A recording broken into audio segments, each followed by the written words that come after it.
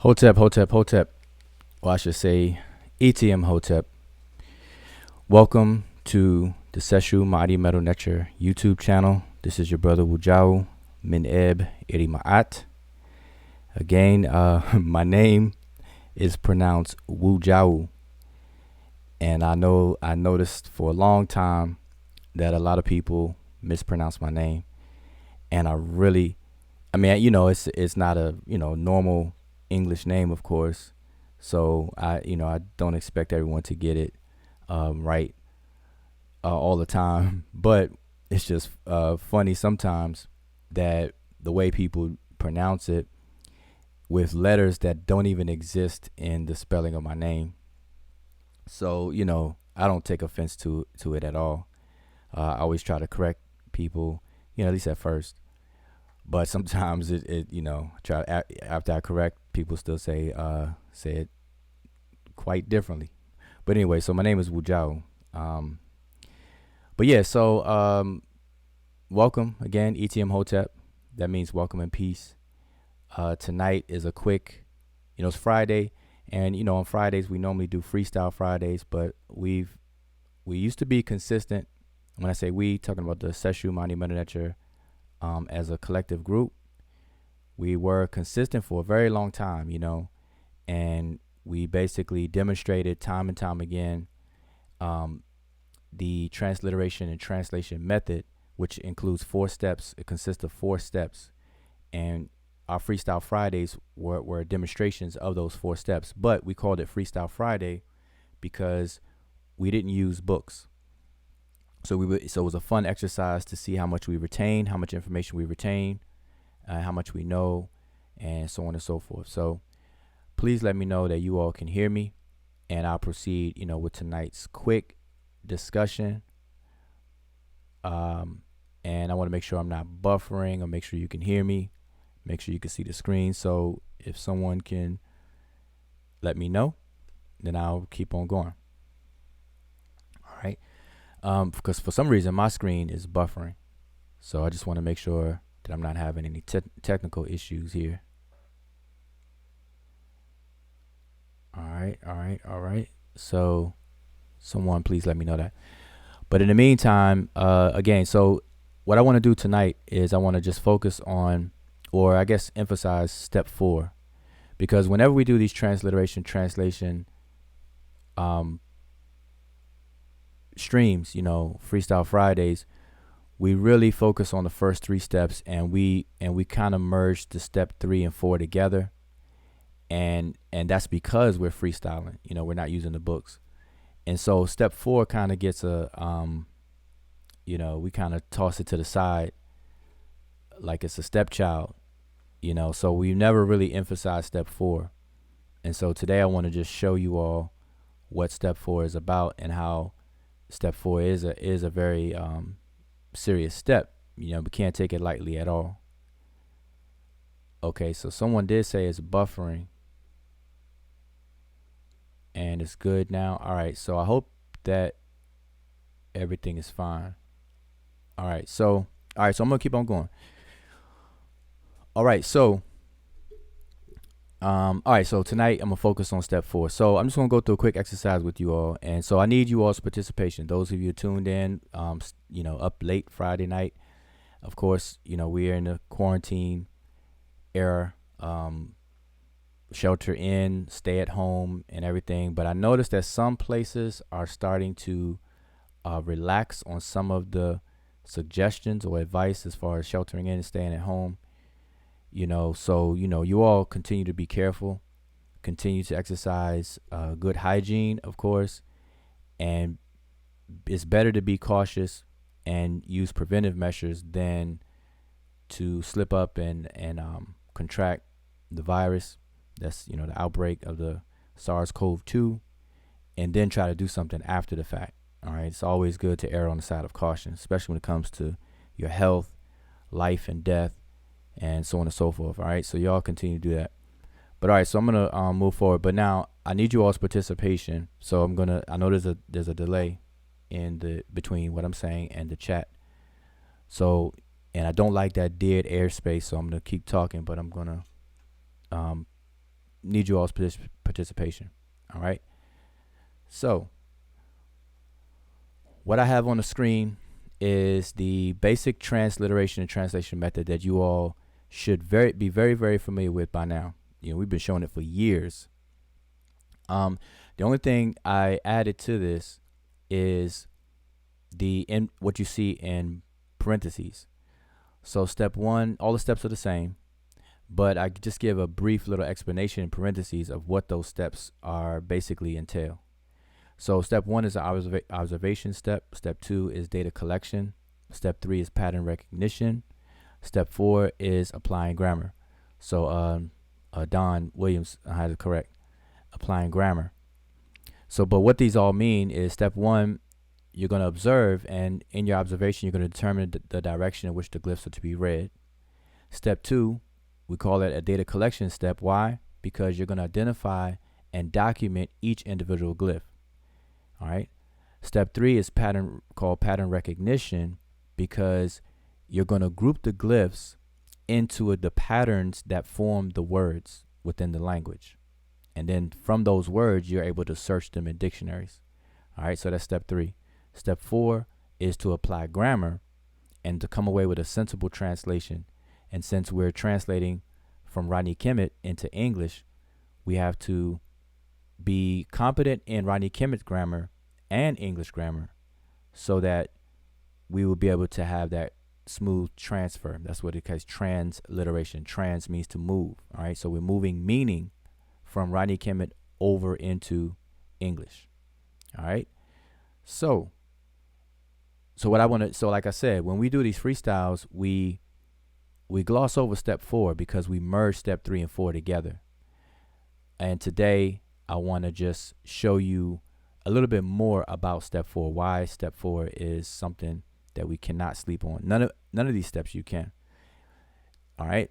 Now with these steps, obviously with time and practice and application of, dealing with the language, you're going to become very quicker, faster, more efficient with each of these steps.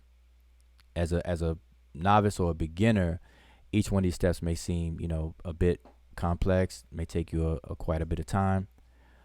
Maybe not step 1, but the others. But as you become more familiar with words, their meanings, and as far as the individual glyphs for step 2, you're going to fly through these steps faster and faster. All right. And step 4 as well. All right. So I have an example. This is a very short example I'm going to share with you all.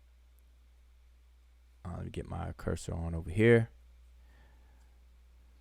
So this is the example that we're going to use.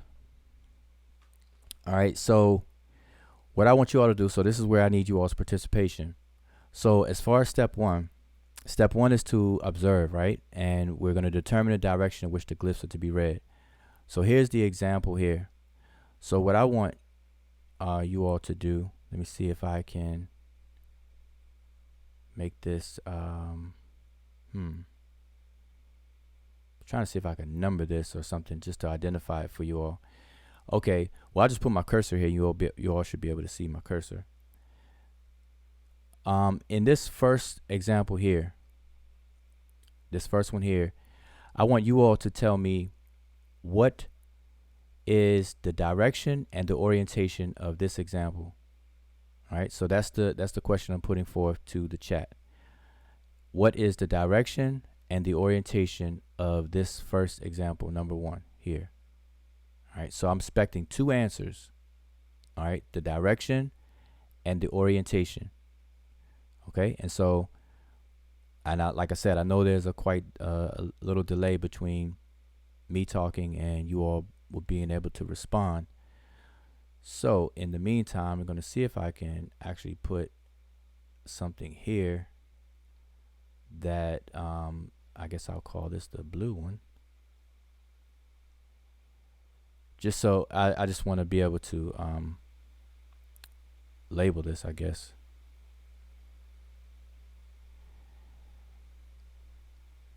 But I'm monitoring the chat, so don't want this dead space here, but I'm monitoring the chat. Call this the red one. And we're going to label these columns right here. That one green. And we're going to make this one purple. That's just to separate them. All right, so remember, the question is, I'm looking for two answers. What is the direction and what is the orientation of the blue example? So now I can call off by their colors. All right, so Niwasara answers and says left to right and horizontal. Okay, that's correct. All right, that's correct. We're going to read this one left to right, and it is in a row. Now, row is the same as saying horizontal. Column is the same as saying vertical. But in my experience, it's easier for people to remember column and row. Okay, column and row than horizontal and vertical. I don't know why, but that's just been my experience with a lot of people, because I see people will say horizontal but mean vertical, and they'll say vertical and mean horizontal. But for some reason, when you say column and row, not too many people confuse those two. All right, so just keep that in mind. But horizontal is fine. But I would suggest you say row. All right, so left to right, and it's written in a row. The orientation is in a row. All right, so now let's go with the example in red. The example in red. Okay, Mika or Jamar says red is horizontal right to left, and that's correct. All right, horizontal right to left. So the direction is from right to left. The orientation that these glyphs are in is in a row. Okay, and I want you all to kind of make note of how I'm saying this. I'm splitting it between the direction and the orientation. Direction that we read it is right to left, and the orientation is in a row. They're orientated in a row. All right, so now let's move on to the green one. I think Jamar is showing off right now. He's trying to answer all of them. But that's good, so we can move on, because I want to get to step 4. So the green one, Jamar says vertical, left to right, and that's correct. But again, I want you all to understand how I'm saying it. Now, of course, if you say VLR or vertical left right, then that's correct. But I suggest that you make sure you split them into 2 separate answers. So it's left to right, and it's orientated in columns, in a column. And purple is also in a column, but it's right to left. Okay, so now quick question. In the blue example, what I want somebody to answer this. Anyone in the chat, what was the indicator for you to make that determination? How do you know that we're to read this from left to right as far as the direction? What made you say that? Okay, this is for anybody in the chat. What was the giveaway? What was the hint? What made you say this? All right, so like I said, there's a delay, so somebody could answer that. All right. Let's see.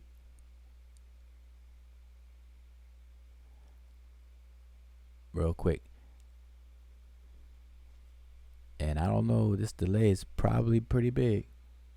It's a big delay. Wow. Okay. So once I get that answer, we're gonna move on to step 2.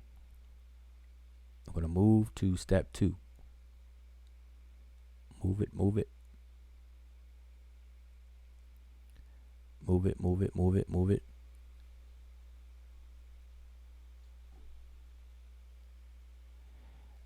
And it's crazy because it's like a 10-second delay. You all are just hearing what I said 10 seconds ago. So yeah, this participation is going to be a challenge. Okay, Niwasara, it says we don't talk to the back of people's heads. All right, that is true. That's true.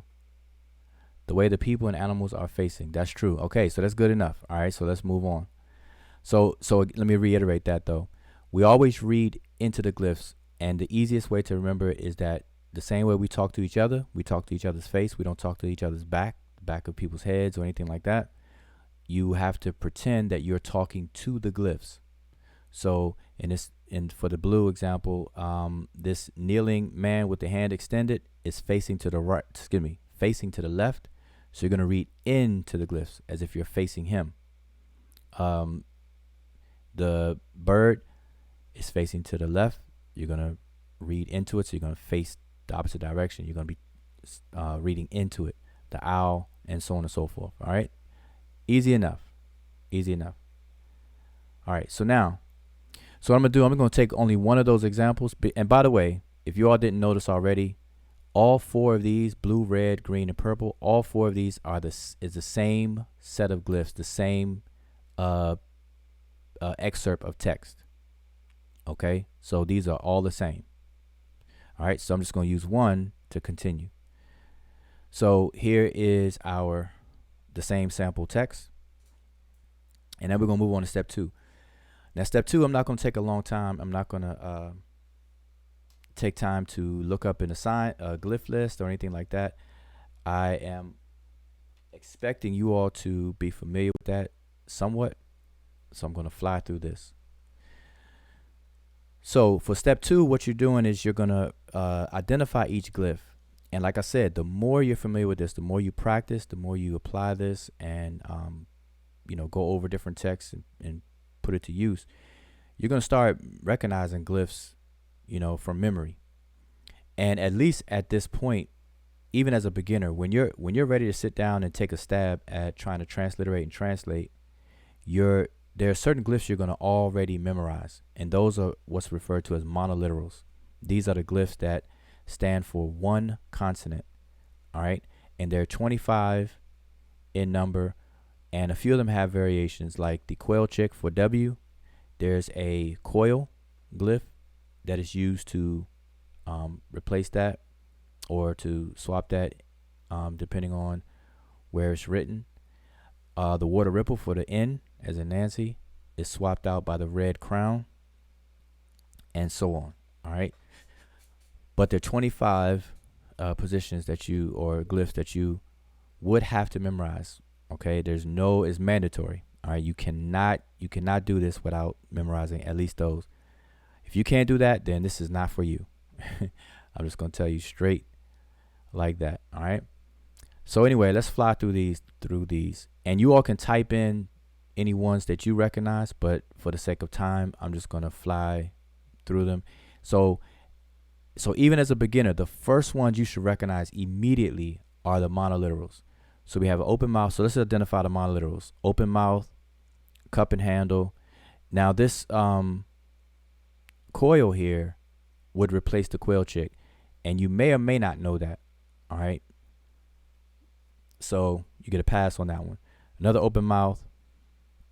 We have folded cloth. We have a reed leaf, a owl, and we have a horned viper.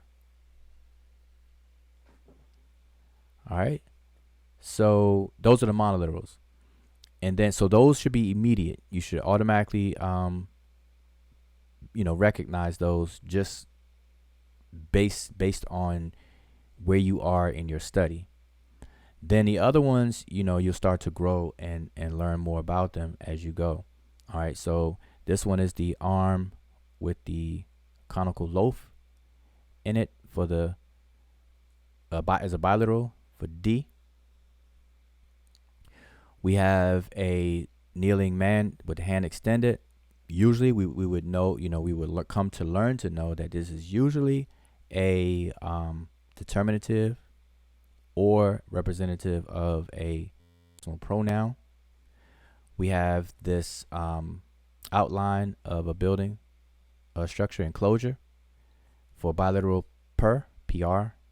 Sedge plant, biliteral SW, Sue.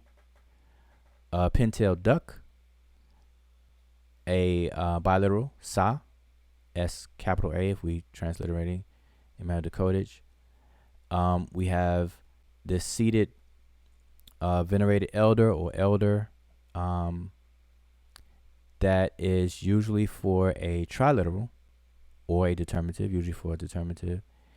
We have a papyrus roll tied, a tied papyrus roll, usually as a determinative, and this is very popular determinative. You'll see that a lot. But on its own, it stands for the word for scroll, majat. And then we have 3 strokes. We have a single logographic stroke right here beneath this enclosure. And so those pretty much identify all of the glyphs. All right, so that's step 2. And like I said, depending on where you are in you know, what you remember and can recall, how fast you can do that. Otherwise, you have to use a glyph list and then look these up, find out, and what you're looking for. You're gonna identify what they are or what they represent. But the main thing is that you wanna know how are they transliterated on their own, and what are the possible ways that they could function. Okay, so that's step 2. Now, step 3, you will group these into patterns of words, because now here's the challenge. Sesh Netcher, which is the writing system, Sesh Netcher has no punctuation. There are no spaces, there are no commas, there are no periods, there are no colons, semicolons, apostrophes. Okay, so if we, what makes it challenging is because where one word ends, another one begins and things, it's hard to tell just by looking at all the glyphs. It's just a string of nice pictures, pretty pictures. So what helps us to parse words or to separate words is a type of glyph called a determinative. And determinatives, 99.9% of the time, they come at the end of words if they're present. Okay, there are some exceptions, but most of the time they come at the end of words. So it'd be a good idea to start, building up your memory of the popular determinatives. Okay, that will help you to see where one word ends, another one begins. That's a big help. All right, so that's what helps us out. And then a little knowledge of the grammar will also help, because you'll know what endings and suffixes are on words that come at the end as well. All right, so that's going to take a bit of time, but that's the challenge. So in step 3, we would recognize these different words here, and we would look them up. And so after doing that, looking them up, then you will go to step 4, and you have to apply grammar. So what I want to focus on, this is the purpose of me doing this, and I want to kind of be concise as possible, because I'm going to put the link and see if you can jump in here and discuss anything. So we will parse these words here. So what I'm going to do is I guess, because I don't want to, like I said, on the Freestyle Fridays, we merge step 3 and step 4.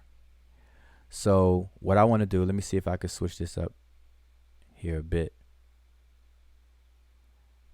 Righty. So right now I'm showing on the screen the Mark Vigus 2018 Mark Vigus dictionary. And for those of you who are not familiar with the dictionary, I recommend you get it if you need it. It's on our website, seshmedunetcher.com, as a free download. It's available free. It was put together by a person by the name of Mark Vigus, and it's in the open public domain. It's in a PDF format, and it's a very good dictionary to work with in terms of searching and things like that. Now, I always recommend people to get all the dictionaries that you can get your hands on, because each dictionary has its strengths and weaknesses. But I do recommend this one as a go-to dictionary, especially for beginners or anyone. It's nice and quick. You can do searches and digitize. All right, so that's what you're seeing on the screen right now. So what I'm going to do, I'm going to kind of go back and forth though. So we're going to recognize, we're going to look at certain words and look them up. So I'm going to go through and look them up with you in real time so that we can see what's what. Okay. So I'm trying to figure out what's the best way to do this. All right. So let me, all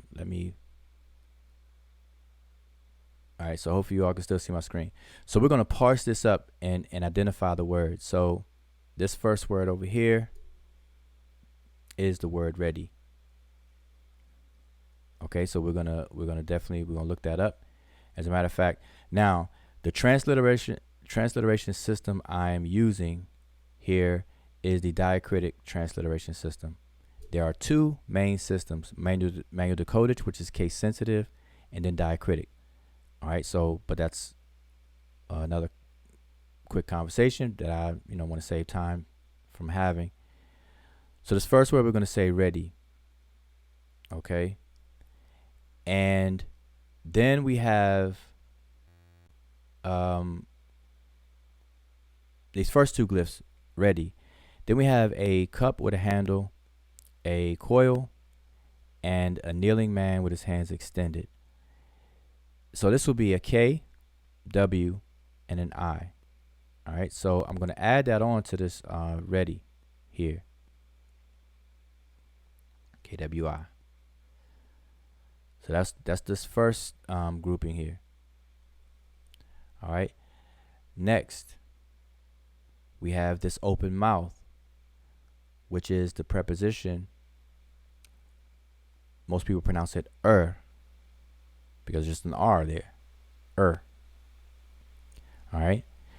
Now, it's very hard. So notice how I just said the preposition are, and if I'm doing step 3, I'm not applying grammar yet, but I actually let the cat out the bag and said it's a preposition, or are there. So it's very difficult not to merge step 3 and 4, but I'll see, try my best to kind of keep them separate.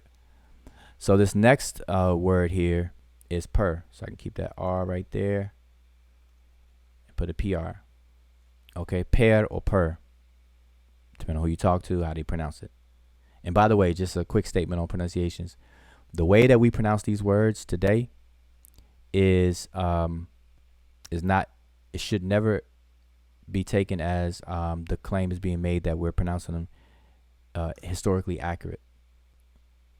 All right, so today's a modern conventions, the way we pronounce these. Scholars have put a imaginary E, schwa, between each consonant, so people pronounce this as per or pair with that that short E, ready, pair, and so on and so forth. All right, so let's move on to the next word. So the next word is su. Excuse me, nesu. With the sedge plant represents the word nesu. Next word. And I know if you all are seeing, I see that Brother Christopher has written some of the words in the chat. So I am still paying attention to chat. Next word is sa. All right, that pintail duck, sa. And then we have a determinative here. So we're going to move on to the next word. This word is here. I believe somebody already typed it in the chat. Shepses. But notice that it has 3 strokes there. This is the determinative for plural. All right. So we're going to put the plural ending on there. Shepsesu. Next word. M. This beef is I. The owl is M. Is a Mary. So I am. But we have another glyph at the end, which we'll come to know is a personal pronoun. All right. So personal pronouns are separated in our method by equal sign. So we have MF. Okay, so that basically parses all of these words. Ready qui, per nesu sa, shepsesu MF. All right. So now, after doing parsing or identifying the words, now you can look them up. You have the glyphs and you have the transliterations, and you can look these up to find out what it means. Because now our goal is to go for the meaning and to apply grammar. All right. So let's try to look up this word here, ready qui or ready qui. All right. Some people may say ready cool and omit this I, but the full spelling is QWI. Ready qui. All right. So y'all remember that. So let's look this up. So we have an open mouth, a hand with the conical loaf, a basket with handle, coil, and a kneeling man with the hand out. So we're going to go to Vigus, and let me switch it over so y'all can see it. And we're going to look this thing up. So get my cursor over here. And where are we? Vigus. All right, so we're going to search. So I'm typing now. Vigus dictionary is arranged based on manual decodage transliteration system. So it's case sensitive. And I'm going to put ready in. And actually, so I can avoid, like how you see this first example where it says guardian. So I typed in RDI, and it's picking up everywhere where RDI is. So to eliminate that, and there's a different way. I have a whole video on how to use the Vigus dictionary. So if you want to look more into that, I would suggest right on this channel, seek that out and definitely watch it, because I'm not trying to give a lesson on how to use the dictionary. I'm just going to use it and demonstrate this in real time right now. So I typed in ready, and you see the first result gives ready. And you see these glyphs. Now, these are not the same glyphs that we had in our example, but we can pay attention to the meanings that we are getting back. So this first one, ready, means to give as a verb, give. Then we have ready here that looks like our word, except it's missing the conical loaf in the hand. All right. And so we have ready, but it means to give, put, place, appoint, cause, permit, grant. Next one, enlighten, impose, turn, etc. And we go down some more. This is a compound word, ready rec, so we're gonna skip that. Ready skip that one. So let's go on to some other examples. So I'm actually hitting my search results, as you can see on the left hand side, so that we can just kind of glance through what results were given back. And so some of these are compound words or phrases. All right, so I'm gonna skip that. But now notice that we don't have the conical loaf yet. All right, so I'm gonna keep on going down until we get it. And lo and behold, right here on the screen now, you will see the conical loaf. We have open mouth and conical loaf. These two entries side by side. The first one is enlighten, impose an oath, turn. Next one is give, put, place, appoint, send, cause, permit, grant. All right. And so in general, just to kind of, for time's sake, the word ready is a verb that means to give, to put, to place, to allow, to appoint, to permit, which means to allow, to grant, to cause, etc. All right. I'm going to go back to our example. So our example, we don't have just ready. We have the word ready qui. And so this is what I want to emphasize what step 4 is about. Step 4 in the transliteration method, in terms of a beginner, on a beginner's level, step 4 is going to be a challenge. You're going to be handicapped. That's just the nature of being at that level, you know, being a novice and just starting out. That's just one of the handicaps that come with the territory. Okay. At a beginner's level, you're not taught a full analysis of the grammar. So step 4 is going to be challenging.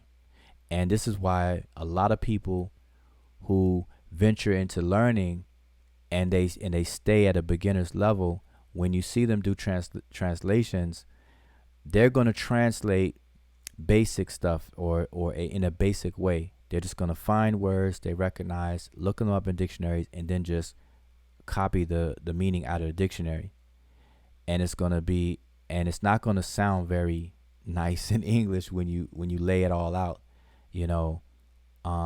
So to really, really, really do this, you do have to have knowledge of the grammar. And like I said, it's understood at a beginner's level. It's just comes with the territory. You're gonna be handicapped. But once you do learn the grammar, you become competent, proficient in the full analysis of grammar. You have to apply it, and that's what step 4 is really about: applying the grammar so that you can come away with a sensible translation.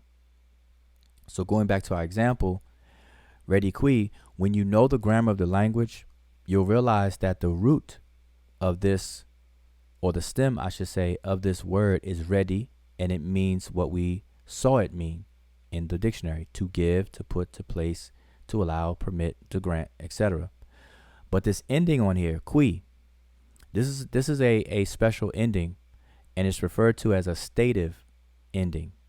Okay, and a stative is a verb form. It's a type of verb, and it basically, what a stative is what the name implies. It refers to a state that something is in. So we refer to it as a stative. And so if you look at it this way, it's a verb that puts an object or something in a state, but after it has gone through a process. So, for example, the word rek means to learn. Okay, rek, it means to learn. But if I put it into a stative form, that's the regular verbal form, rek. All right. If I put it into a stative form and I say requi, like we have rediqui here, but if I say requi, what I'm saying is that now that I have gone through a process of learning, I am now in a state of knowledge. And so requi is translated as knowing or knowledge. All right. So you've gone through a process and now you're in a state of to know or knowledge. And so likewise, ready, and now we have rediqui. So now I can say that me having been granted or given, I am now placed. Or me having been put, I am now in a state of put, if that makes sense. So you went through a process and now you are in this state. So this word here is not just translated as put or give or grant or anything like that. And see, as I said, and it's perfectly understood that at a beginner's level, when you look this up, you're going to just put down give. So let me just start translating this here. So the first thing you're going to put is give, or you may say place or whatever. That's what you saw in the dictionary. And then you're going to move on and you're going to look the R up.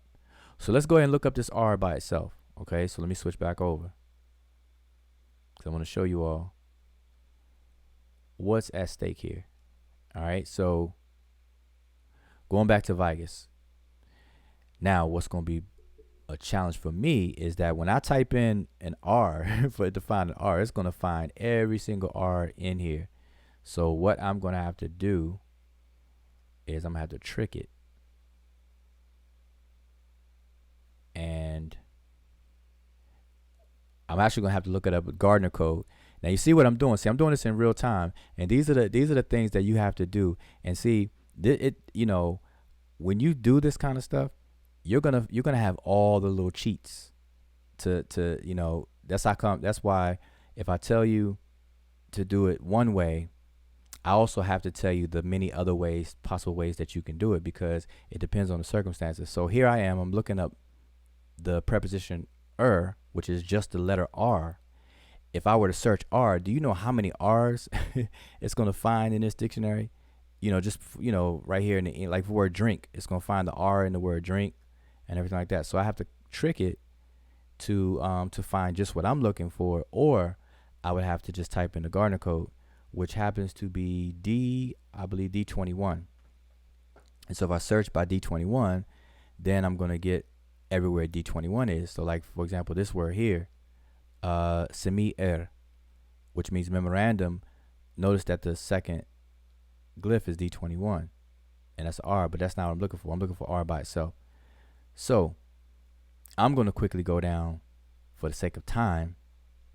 And like I said, I have a video showing how to use the Mark Vigus as a separate video. So I'm not going to spend time, making it into that. But I'm going to go here. Now notice that the first glyph is D21. So I know I'm in the ballpark. So I have to scroll up to see where the glyph starts, which is right here. Okay, this is the first instance that we see in the dictionary of the open mouth by itself. All right, so you see how fast I got to it. That's just one of the ways you can do that. All right, so we look at them all. So this is what we're looking for. So the open mouth is M, therein. That's cryptic, so we can just make note of that. We have R, indication of a fraction of mathematics, so we know we're not dealing with mathematics here, but R is, in mathematical context, would be a fraction. All right, but we have R, to, towards, at, concerning, regarding, with respect to, according to. It's a preposition. Now I kind of let the cat out of the bag earlier by saying it's a preposition. We have R, more than, from, apart, into, against, without. It's also a preposition. R, so that, until, according, as, which is a conjunctive, and so on. So what you would do, you would make note of all of these and narrow it down through a process of elimination.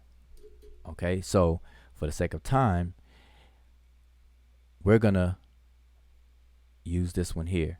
To, towards, at, concerning, regarding, with respect to, according to.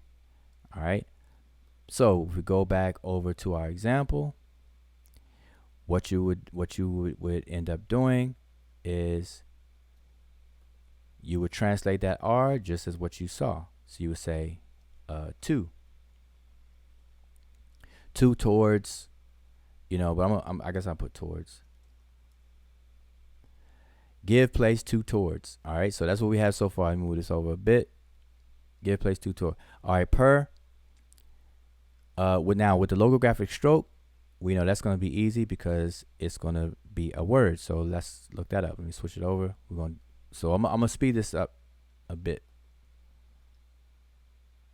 All right, so I want y'all to see. So we're going to find per. Quickly find per.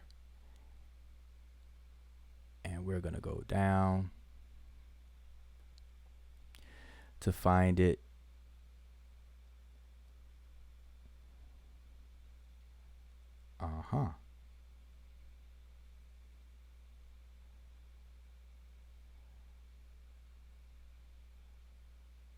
So likewise, how we did with the open mouth, we find the first instance, which is 01, the Gardner code. And I'm showing you all the more long way because this is what you would be doing coming from, as a beginner and in that intermediate stage from advancing and studying and applying and practicing. So pair, or this glyph here, 01, this is the first instance in the dictionary that we find it. So we see pa or pair, this, and this is the demonstrative form of it. We also have pair being come forth as a verb. We have hut, which is a place, paired as a temple. And now we get into phrases and compound words and things like that. All right. So we can go, we can look for the 01.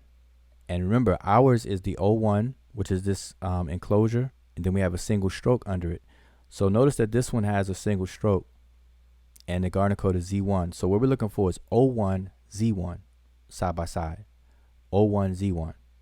So we know Z is at the end of the alphabet. So if we have O and then D, I'm looking for O and then Z. So I have to go way down.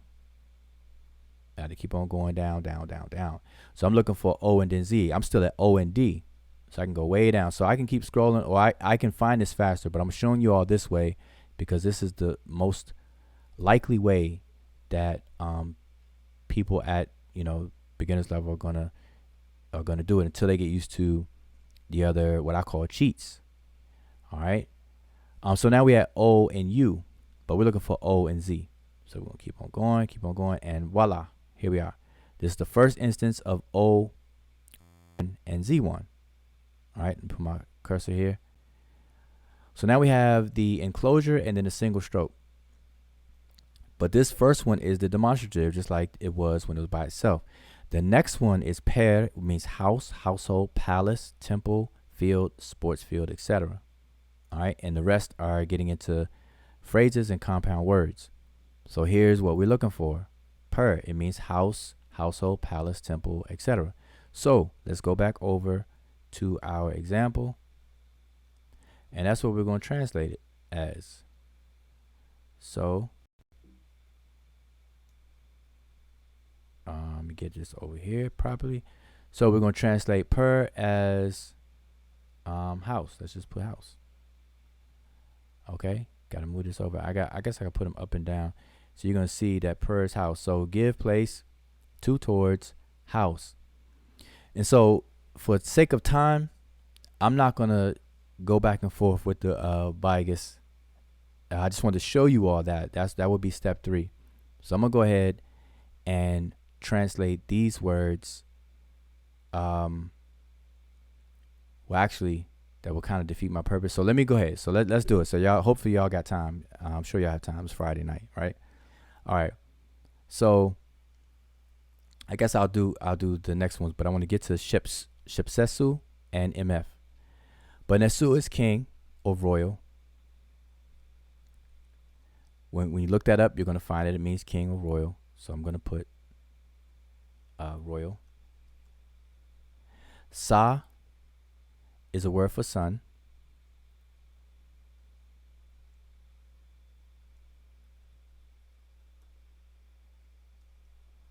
Okay, so royal sun. And then we get over here to Shepsesu. All right, so I'm going to look that up. So we're going to look that up together. So Shepsesu. So let me switch over. We're going to look this one up.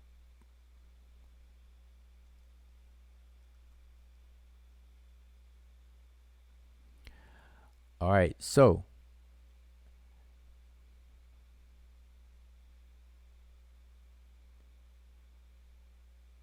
I want you to see what we are dealing with. So let me go back because I want you all to see what the glyphs were for our example. So remember the glyphs. It is a, okay, where's my cursor? Okay. And I hope I'm not buffering. I hope y'all can still hear me. And I want to quickly go through this, and I'm going to open it up where y'all can join the panel, y'all can talk, and we can have a conversation. You know, we can do it up. So I want you to look at the glyphs here. So we have a seated noble person or elder or ancestor. But let's say it's a seated person. Folded cloths, a tied papyrus scroll, and then 3 strokes. So remember 1, 2, 3, 4, 5 glyphs. Okay, so just remember that. So now we're going to go back to the dictionary, and that's what we're going to focus in on. Okay, so here's our dictionary. So here's the one that we're looking for. Okay, Shipsesu, and it means riches, wealth, precious things, dainties to eat, you know, precious things. All right.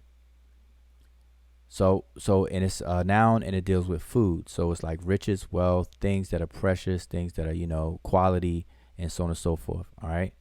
So let's go back over here, and that's pretty much how we would translate it. So let's just put riches for the sake of. All right. So riches. All right. Last word, MF. So we have this reed leaf and owl. So let's quickly look that up.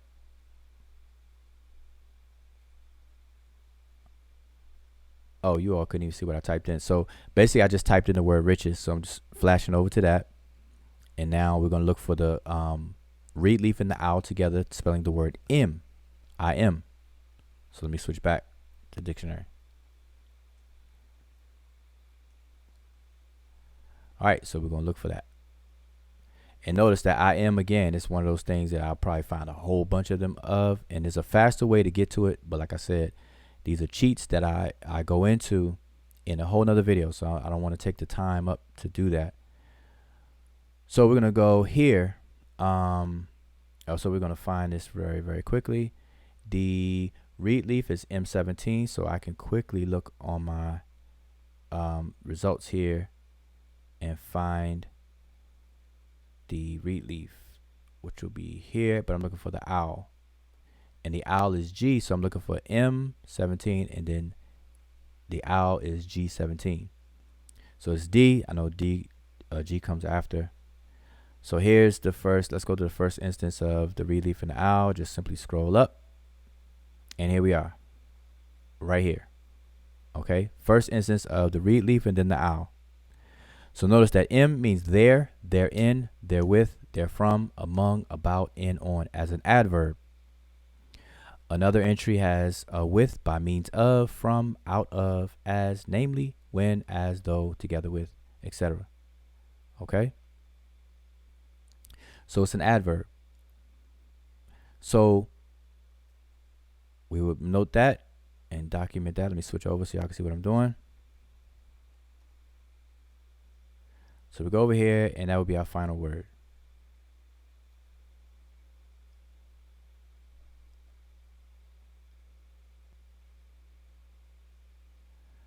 Oh, and the audio is lagging too? All right, I am not sure what that's about.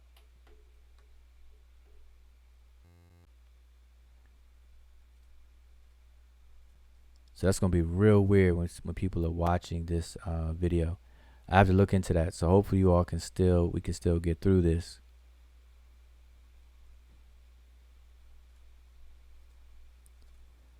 All right. Yeah, we have to figure that out. I have to figure that out.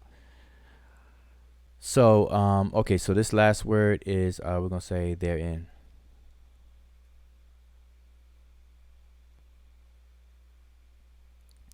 Now the F on here is a suffix pronoun for the third person. So this is where you apply grammar. This F on here is third person suffix pronoun, a masculine, third person masculine suffix pronoun, and it could refer to him, he, him, his, or it, because it is a third person. All right, so they're in it. All right, we know the antecedent is referring to a place, a house, and not a person. So anyway, so again, hopefully you all understood everything I did, even though I'm trying to kind of go through it. And how bad is my what I'm saying after the visuals? I don't know if you all may have to what do you call it, refresh your browsers. I don't know if that's going to straighten it out for individuals, but hopefully you all hopefully it's making sense. I don't know, there may be a technical issue right there. All right, so now we have to make sense of all this. So this is how we got to apply the grammar and everything and make it make sense. All right, so as a translation, just to show you all the difference, in understanding the grammar, we know, or you would come to learn to know, that this is a past tense narrative. And we could tell this by the grammar. We can tell this by the state of being in the initiatory position, in first position of this expression. All right. And so we have ready qui epernesu sa shepsesu mf. And what this is saying, knowing the type of sentence this is and everything, this is what it would translate to. And so you all be able to compare what we have on the screen so far versus what you would most likely end up with. And so this state of ending here is a first person singular stative ending. So it's first person be I. And so it's not that you just give or place, it's a state that you're in after having done something. So in English, it would infer a past tense. So I was placed. Instead of to and towards, we know this is a house or pair, a palace, a temple, a place, or whatever the case is, in a, and then sa nesu, even though you see honorific transposition here, this is sa nesu, even though you see nesu sa. This means a royal son, or the son of a king, or prince. All right, that's all this, synonymous. So we could say princess, pair, house. So even though the word house comes first, but we're modifying house, whose house, what house, where, and all that good stuff. All right, so it's the royal son's house or the prince's house. So I was placed in a prince's house with riches. We could say riches, or we could say riches in it, and be done. Or we can say, because another alternative to the word shepsesu is riches, like I said, riches, valuables, and things like that. So we would probably have multiple ways that we could translate this, but we could say splendid.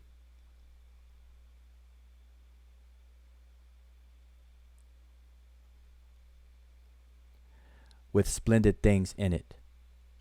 And so this is what we would end up with. I was placed in a prince's house with splendid things in it. And that's it. And like I said, the difference between translators, it's that long? 45 seconds? Wow, 50 seconds. It's almost a minute lag.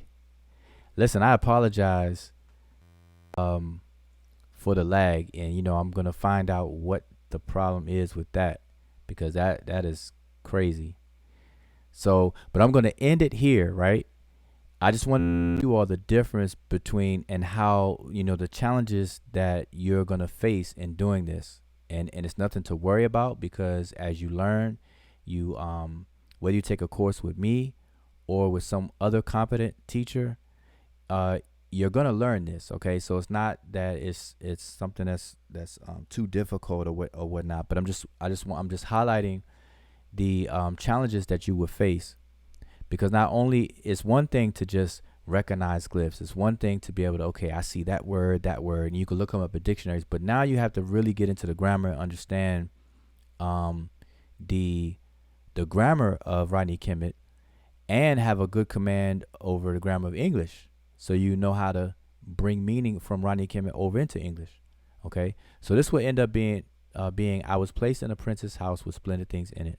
All right, and that's it. That would be the final step 4. All right, so now y'all probably gonna hear what I'm saying right now a minute later, but I'm gonna post the link in the chat, so anybody want to join the chat, and there's no lag in the chat. So I'm gonna post the link into the chat, and y'all could join me here in the chat. We can have a discussion. We're already at an hour mark, so that's good. We could spend 30 minutes or so chatting.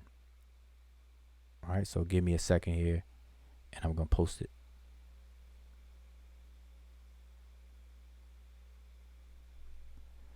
Oh yeah, so yeah, see, YouTube is telling me that it's buffering. So I apologize. I will definitely make sure I fix this in a future stream.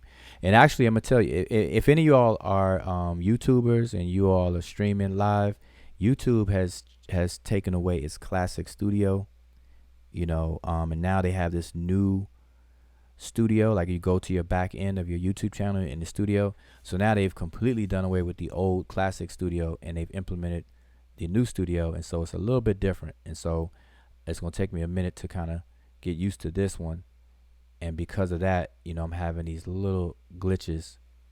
So I will sort it out. It's not a problem. But let me go ahead and post this link for you all. Let's see if I can do this quick. Get you all in here and have a conversation. All right, I'm sure somebody has a question. Hope you do. About what I talked about or anything. It could be open. Open it up. All right, so let me quickly do this.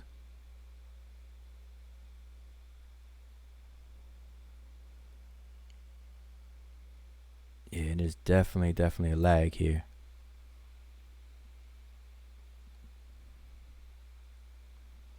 As a matter of fact, let me switch back over here to make it.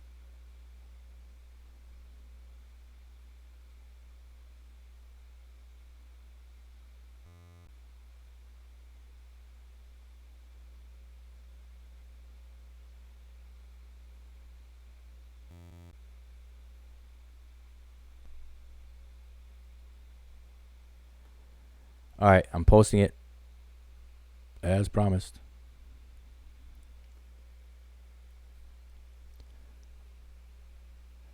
Robert Rand said he could hear me in real time. All right, so I guess it's still for different people, but I still have to fix this. This is not acceptable. Definitely not acceptable. Yeah, it's buffering a bit.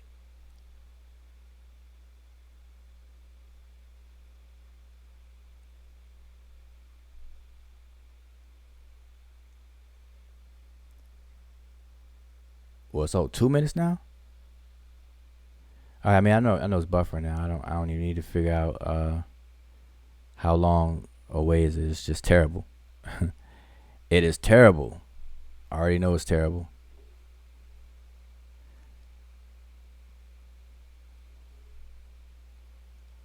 Okay, so yeah, really buffering, really bad now.